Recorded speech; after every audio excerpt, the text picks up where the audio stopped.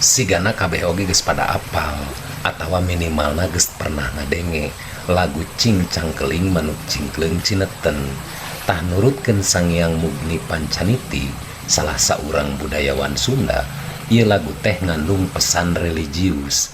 Urang teu percaya piraku lagu kitu make jeung ngandung pesan religius. Terus ku urang dibaca ka anakna, eta teh Cingcang Keling teh cing eling-eling. Tah urang ngahulang keneh tapi jadi ingat, dina bahasa Sunda mah loba bahasa singkat tapi hartina sarua. Contona cekengge, pancek aing oge, atawa tak tage, mata kudu make otak oge. Jadi Cingcang Keling teh cing eling-eling. Cing eling-eling ka saha? Cing eling-eling kanu Maha Kawasa, anu nyiptakeun bumi jeung langit, anu nyiptakeun makhlukna, anu nyiptakeun urang sebagai manusia. Cingcang Keling mata tetep kudu eling kanu Maha Kawasa. Manuk cingkleung cineten, ai manuk teh gambaran hate, bisa hiber ka mana wae, kumantung kana kahayang hate urang.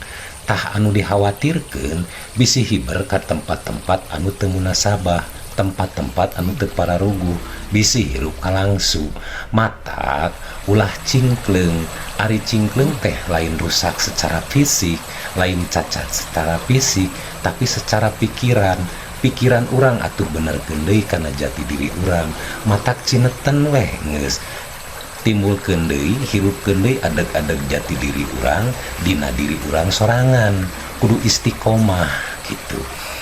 Terus lamun geus kitu urang kudu ngarepkeun kana karidoan Nu Maha Kawasa. Sabab blus ka kolong, ai anu ngaranna kolong teh di mana-mana oge di jero. Blus ka kolong teh berarti urang teh maot dikubur. Di dinya mah bapa satar buleneng. Sabab rumah bertingkat, mobil mengkilat, pamajikan ngaburisat, harta bruk dijuru bro dipantok ngalayan di tengah imah ge kabeh ditinggalkeun. Anu dibawa ngan ukur kain salamar jeung meureun amal-amalan urang nalika urang hirup di alam dunya. Matak mudah-mudahan sing mulus rahayu berkah salamet, dihampura segala dosa anu geus diperbuat ka urang, ditarima amal baik urang.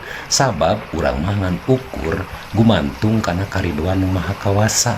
Da ari nganalkeun ibadah urang mah jajauheun teuing kana ditarimana. Mugi-mugi kahirupan urang sing aya dina ginanjar kawilujengan, aya dina pangraksa anu Maha Kawasa. Tah eta sabenerna mah ai lagu Cingcang Keling Manuk Cingkleung Cineten teh blos ka kolong bapa satar buleneng, eta mari disebut cocok